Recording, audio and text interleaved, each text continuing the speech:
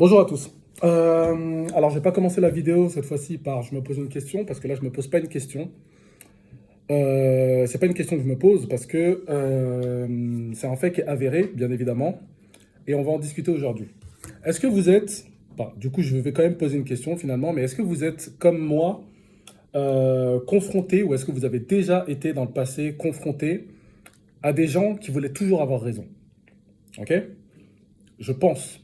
Je vous connais pas encore très bien, je vous connais même pas du tout, parce que je sais pas du tout qui regarde cette vidéo. Mais en tout cas, je pense que vous avez déjà été, comme moi, confronté à quelqu'un lors d'un débat, lors d'une discussion ou autre, qui voulait toujours avoir raison. Donc bien sûr, toujours avoir raison, ça veut dire quoi? Ça veut dire nier les faits et nier l'évidence, rester sur ses positions, ou camper sur ses positions, etc., etc. Ne couper la parole, ne pas laisser parler, etc. Enfin, toutes les stratégies qu'on peut voir dans le débat, dans l'art du débat. Et d'ailleurs, il y a un très bon livre, il y a un très bon livre qui est sorti d'Arthur Schopenhauer, qui était un grand philosophe, un très grand philosophe, et d'ailleurs qui avait raison sur énormément de points, et on peut encore le confirmer aujourd'hui. Et ce livre, je vous le conseille à tous, c'est un livre qui s'appelle L'art de toujours avoir raison. Ok?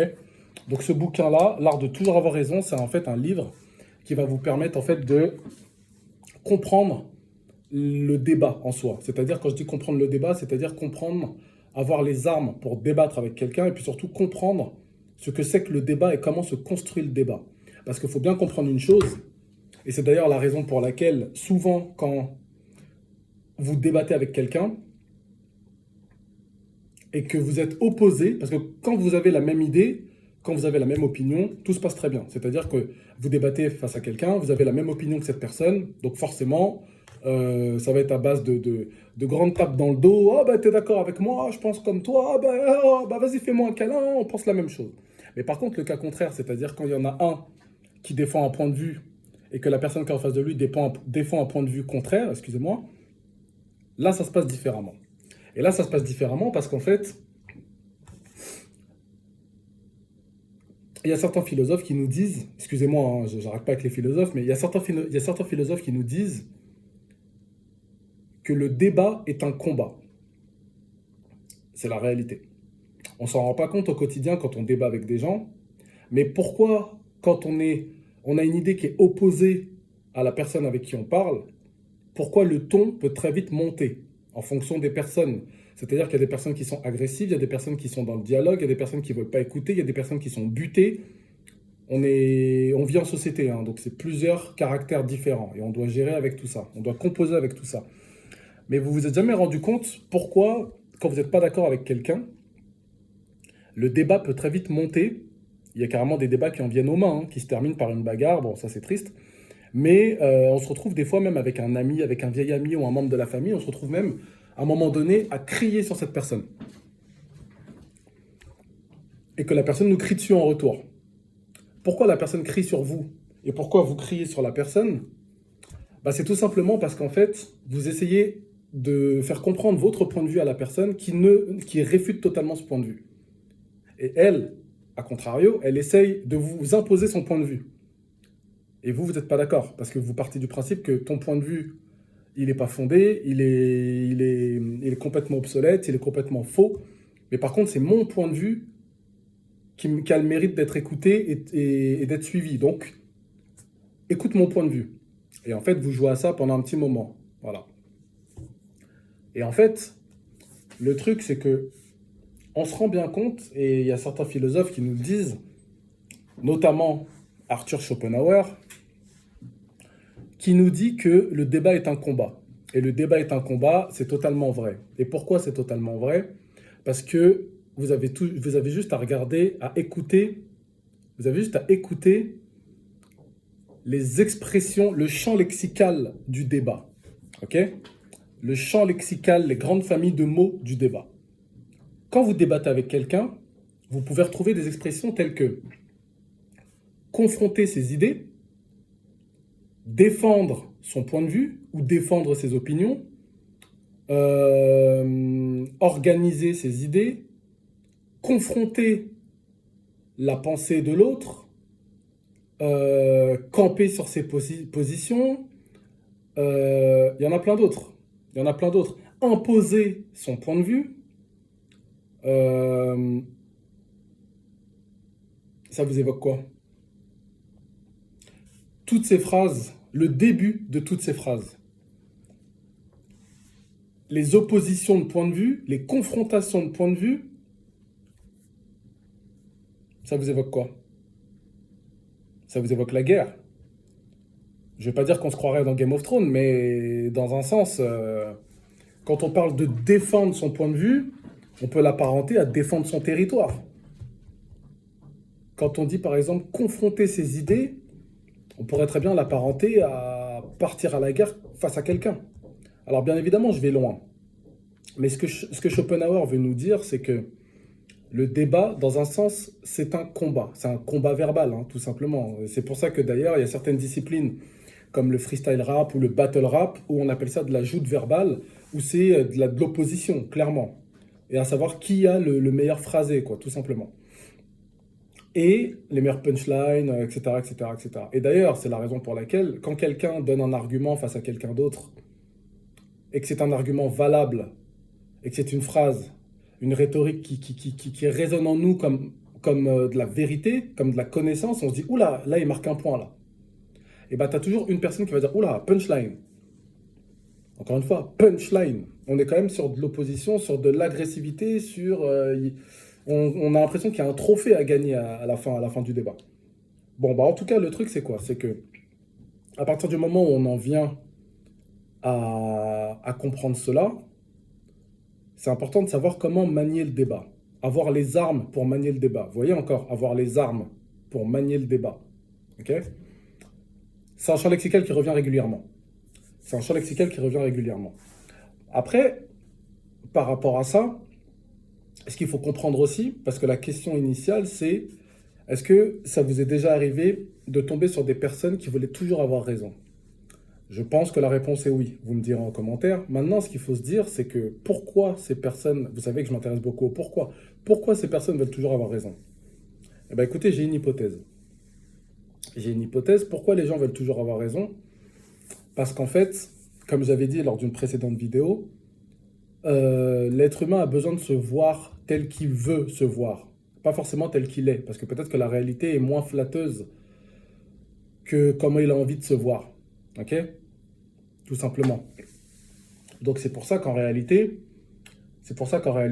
on se dit que, bon, en réalité, on se dit quoi? En réalité, on se dit que les gens ne veulent pas perdre le débat. Pourquoi?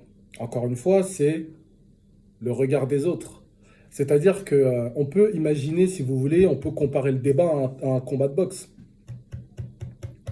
Un combat de boxe ou un combat d'MMA, deux personnes qui s'affrontent dans une cage avec un public. Et cette information, elle est très importante, le avec un public. Ça veut dire qu'on est vu, on est écouté, on est observé, donc on est jugé. Et donc à partir du moment où on peut être jugé, et ben c'est là qu'on commence à rentrer dans une stratégie où on ne va pas vouloir être mal jugé. Et on va rentrer dans une espèce de spirale où on va peut-être tomber dans un déni. Parce qu'en fait, avoir tort, il y a deux manières de le comprendre. On peut avoir tort, mais avoir tort, ça fait pas aussi mal que avoir tort aux yeux des autres. Elle est là la différence. Avoir tort, tu peux très bien avoir tort. Mais regarde, je te pose une question. Si par exemple, tu débats face à quelqu'un et que cette personne te détruit avec des arguments que tu ne peux plus nier, à partir de... En fait, elle t'a mis tout simplement elle t'a poussé dans tes retranchements et tu te retrouves dans les cordes à essayer d'aller à gauche, aller à droite, t'essayes de fuir, t'essayes de contourner. Ça marche pas. T'es face à quelqu'un qui reste stoïque et qui se base sur des faits, des arguments et toute la foule est avec lui. Tout le public confirme ses dires. Tu vas te sentir mal. Tu vas te sentir peut-être humilié. Ok? Et si tu enlèves le public et qu'au final, tu débats avec quelqu'un, mais il n'y a personne pour t'entendre, personne pour t'écouter, personne pour te juger. On peut se dire que la pilule passera plus facilement. Parce que tu vas passer pour un ignorant, tu vas passer pour un ignorant que auprès d'une seule personne, pas auprès de plusieurs personnes. Donc le choc est moins douloureux. Et bah, c'est, je pense, la raison pour laquelle les gens veulent toujours avoir raison, même, même quand ils savent qu'ils ont tort. Parce que le truc, c'est quoi? C'est qu'en fait, il faut comprendre une chose, c'est que là, on rentre dans le déni, et on peut même rentrer dans la mauvaise foi. Le déni et la mauvaise foi, c'est pas la même chose, mais presque. En fait, la mauvaise foi, c'est le fait de savoir que quelque chose est faux, de savoir qu'on a une information fausse, qu'on se trompe, mais on essaie quand même de trouver encore des arguments pour, alors qu'on est au pied du mur. Le déni, ça commence pareil, c'est savoir qu'on a une information fausse, savoir qu'on est en train de perdre la face, mais on essaye de trouver des arguments pour, et on essaye nous-mêmes de nous en convaincre. C'est-à-dire que par exemple, on va être face à quelqu'un qui va nous imposer quelque chose, qui va nous dire les choses, et lui, ce qu'il nous dit, c'est la vérité. Mais en fait, le problème, c'est que nous, dans notre déni, donc pas la mauvaise foi, mais dans notre déni, on va se dire, sa vérité à lui, je sais au fond de moi qu'elle est vraie. Je sais que c'est sa vérité, que c'est la vérité. Mais moi, j'ai ma vérité à moi. Et je vais essayer de l'imposer jusqu'à penser que ma vérité, c'est la vérité. Je sais, je vous embrouille, ça devient complexe. Mais la seule chose qu'il faut comprendre, c'est que si on revient sur cet aspect guerrier du débat, les gens ne veulent pas perdre la bataille. Surtout pas quand il y a des gens autour. Donc c'est pour ça qu'après, ces personnes-là tombent dans un déni et veulent toujours avoir raison. Et toujours avoir raison, en fait, ça traduit quoi? Ça traduit le fait que tu es supérieur. Toujours vouloir avoir raison, enfin, avoir raison. Avoir raison sur un point, c'est flatteur. Ça fait plaisir. Quand tu as raison, tu es content.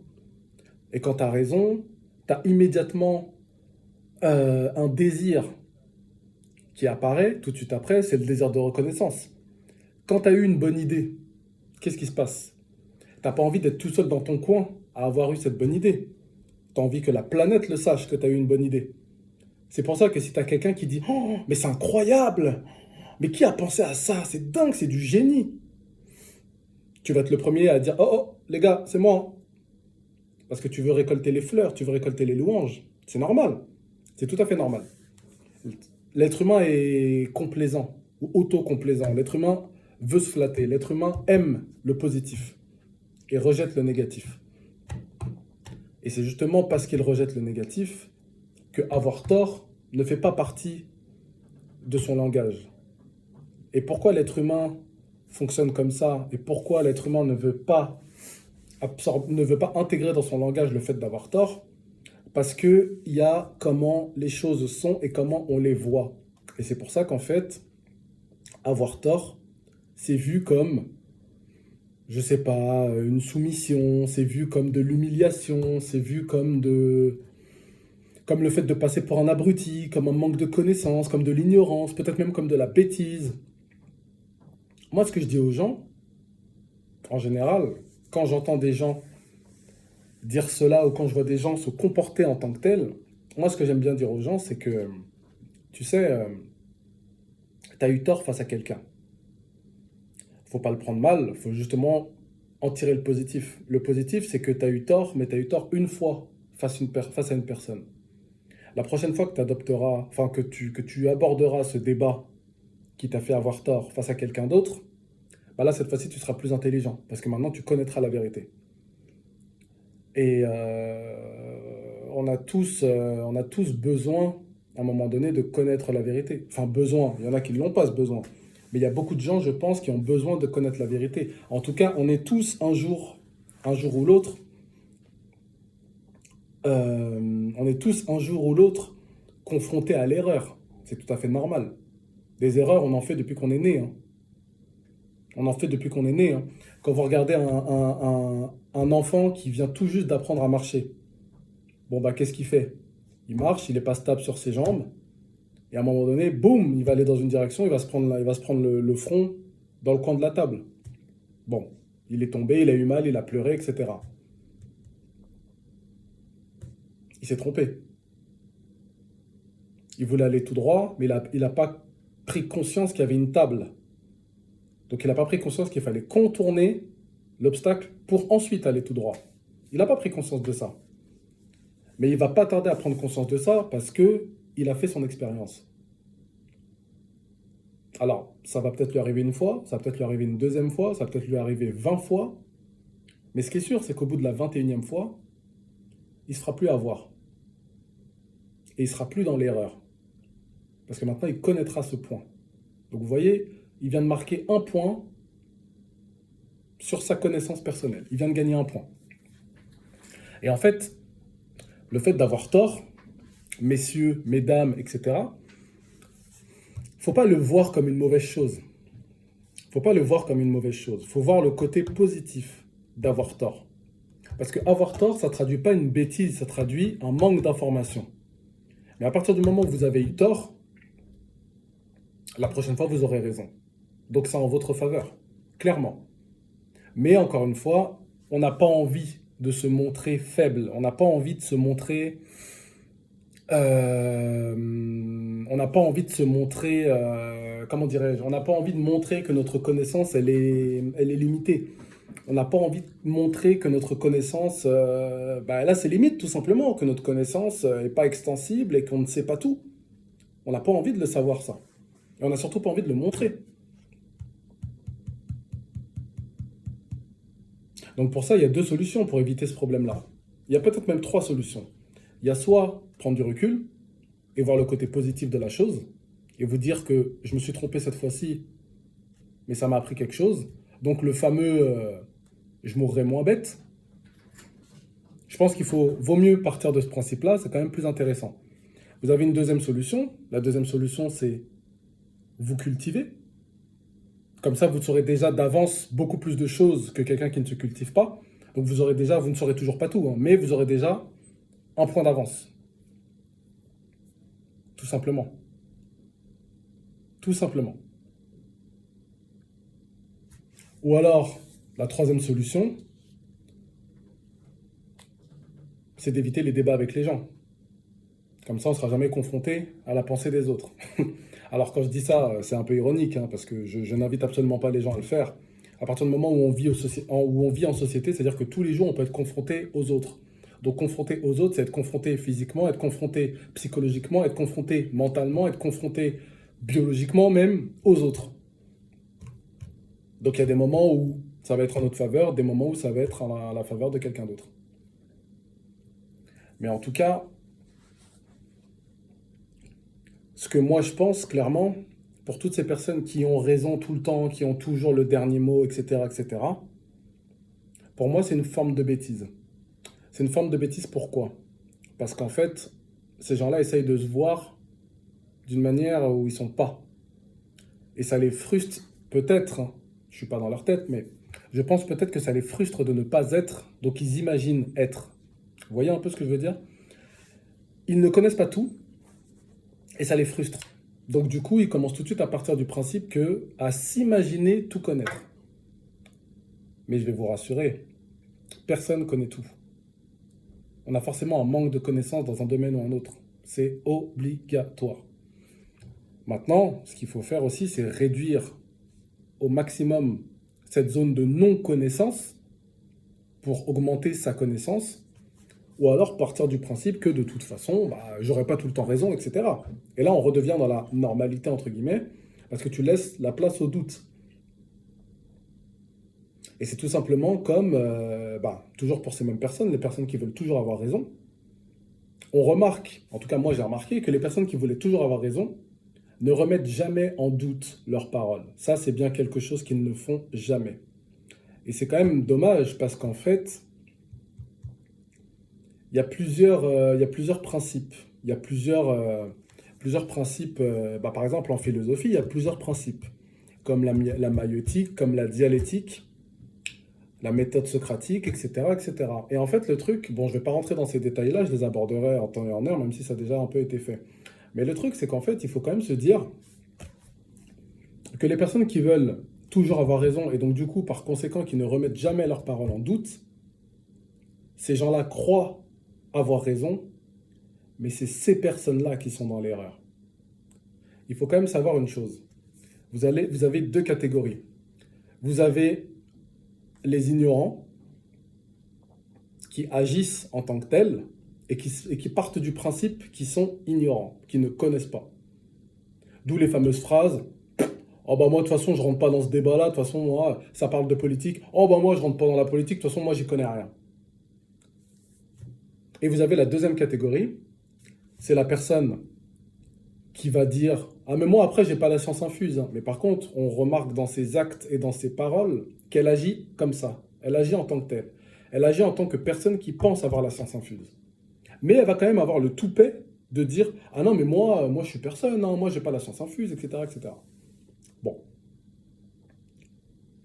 vous voyez, moi je connais beaucoup de choses, je vais me jeter des fleurs, je connais beaucoup de choses. Je suis quelqu'un de très curieux, je connais beaucoup de choses. Bien sûr, ça serait mentir, ça serait de la mauvaise foi de dire que je connais tout. Et j'aurais juste à être confronté à quelqu'un qui sait plus de choses que moi. Lui non plus ne connaît pas tout, mais il en sait plus que moi. Et ben, il me démontrerait par A plus B qu'il a raison et que moi je me plante depuis le début. Mais en fait, ce qu'il faut savoir, c'est que les personnes qui veulent toujours avoir raison, elles ont peur d'avoir tort. Parce qu'en fait, ces personnes-là ont construit leur schéma de pensée et leur schéma de croyance. Elles ont construit leur schéma de pensée sur des croyances. Et ces personnes-là, quand on va leur dire non, c'est faux, ces personnes-là vont insister. Quand on va leur dire non, c'est faux, deux fois, ces personnes-là vont insister encore une fois. Et quand on va leur dire: bon bah très bien, tu me crois pas? Eh ben regarde, chut, voici la preuve.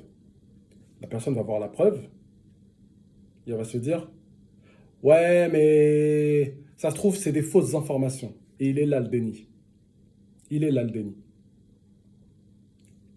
Tout simplement, quand on parle de statistiques, de choses, etc., moi j'aime bien, par exemple, quand je débat avec les gens, j'aime bien, par exemple, parler de pourcentages, que ce soit les pourcentages d'hommes qui font ceci, les pourcentages de femmes qui font ceci, les pourcentages entre les deux, les pourcentages de machin, les pourcentages de machin. Et que je me base sur certaines sources. Par exemple, l'INSEE. L'INSEE qui est un organisme pardon, quand même assez sérieux, c'est quand même l'Institut national de la statistique et des études économiques. Donc, pour parler de chiffres, on est quand même au bon endroit. Même si, bien sûr, l'INSEE n'a pas la science infuse, encore une fois. Mais ça reste quand même une base assez solide à laquelle se référer, dès qu'on parle de chiffres et de pourcentages notamment. Et des fois, tu vas dire quelque chose, et cette personne-là va contredire. Alors, bien évidemment, contredire sans argument. Cette personne va contredire et va te dire: non, mais c'est pas comme ça. Et tu vas dire: bah, dans ce cas-là, comment ça se fait que c'est pas comme ça? Bah, parce que sinon ça se saurait. Ouais. Enfin, il y a plein de choses où tu peux dire sinon ça se saurait. Mais l'information, si tu vas pas, si tu n'as pas accès à l'information ne viendra pas forcément à toi, hein. Ça peut arriver, mais c'est pas systématique. Donc il y a plein de choses il y a plein de choses qu'on pourrait savoir, mais qu'on connaît pas. Parce on s'est pas déplacé vers l'information, si je puis dire. Mais le truc, c'est qu'à partir du moment où tu vas bousculer les gens dans leurs croyances, je parle pas de croyances religieuses, hein. Quand tu vas bousculer les gens dans leurs croyances, ils vont prendre peur. Et ils vont rentrer dans un déni automatique. Leur cerveau va rentrer dans un déni automatique. Parce que quand tu parles de déni, les gens te disent: non, mais je suis pas dans le déni, ça se saurait. Et bien, pas forcément. Parce que ton cerveau, il travaille aussi tout seul, hein. Ton cerveau, tu peux le paramétrer, comme tu paramètres un bon logiciel sur Excel, mais il peut aussi agir tout seul.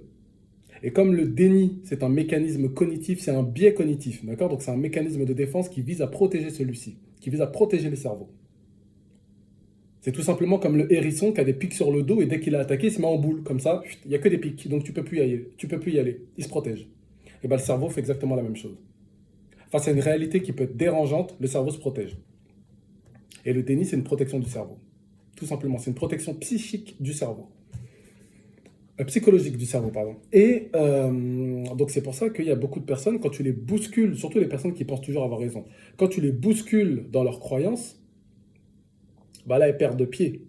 Elles perdent de pied parce qu'elles perdent leurs repères. Et un être humain, pour avancer tout au long de sa vie, il a besoin de repères. Il a besoin de repères. Il a besoin d'avoir des croyances, de connaître des choses, mais de se baser sur certaines choses. Ce qu'on appelle des croyances. Comme par exemple, quand vous regardez le Père Noël, quand vous regardez le Père Noël, quand vous regardez votre enfant en bas âge, qui croit au Père Noël, il y croit pendant 1 an, 2 ans, 3 ans, après ça dépend à quelle fréquence vous laissez votre enfant croire à ce mythe. Tant qu'il croit au Père Noël, tout va bien. Il sait qu'il va avoir des cadeaux au pied du sapin, il va tout faire pour.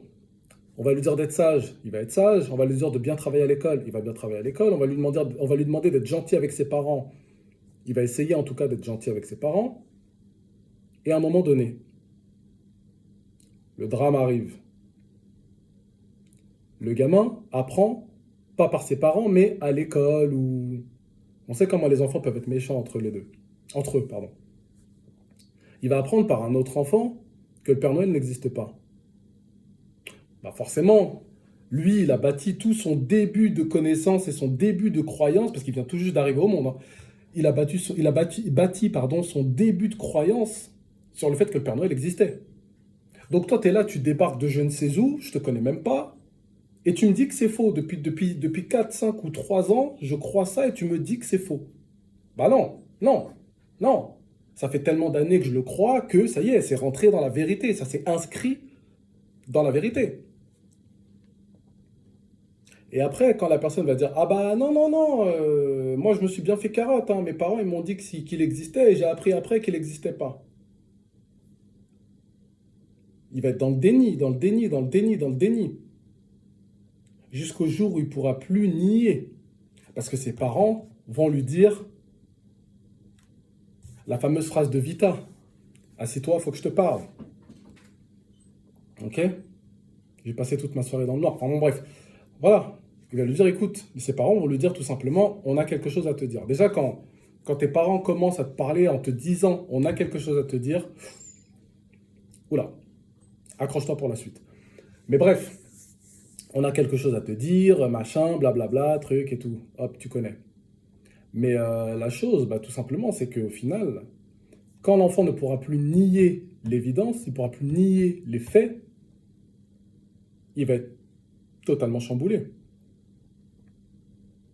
Il va se dire, mais dans ce cas-là, ça fait des années que je crois ça, alors que j'ai cru pendant tant d'années une information qui était fausse. Et ça, les gens, c'est pas quelque chose qu'ils veulent entendre. Entendre que pendant tellement d'années, ils ont cru quelque chose qui pensait être vrai, et au final, longtemps après, on leur annonce que c'est faux. Oh, le choc.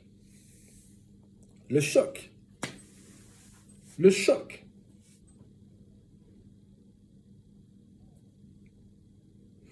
C'est un peu comme si tu disais, je sais pas, pendant tellement d'années, on n'a pas arrêté de te dire, de te redire, de te redire, de te redire que la Terre, elle était ronde, enfin ovale, ronde, et qu'au final, on te dit, bah non, non, je viens d'apprendre qu'en fait, elle est triangulaire, la Terre. En fait, la Terre, c'est un triangle. Ouais, je viens de faire un signe bizarre, là. Bref, elle est triangulaire, la Terre. Bah forcément, tu vas rentrer dans une position de déni. Tu vas tout de suite rejeter cette idée parce qu'elle ne correspond pas à ton schéma de croyance depuis tant d'années. Donc tu vas te dire, mais qu'est-ce que tu essayes de faire? C'est faux ce que tu me racontes. Et quand tu vas te rendre compte, ton cerveau va quand même lever le voile sur la vérité, et qu'au fur et à mesure, tu vas te rendre compte que c'est vrai, et bah tu vas te dire, ok, mon schéma de croyance, il est totalement déconstruit. mon repère à ce niveau-là est totalement déconstruit. Et c'est ça qui choque les gens, notamment ceux qui veulent toujours avoir raison.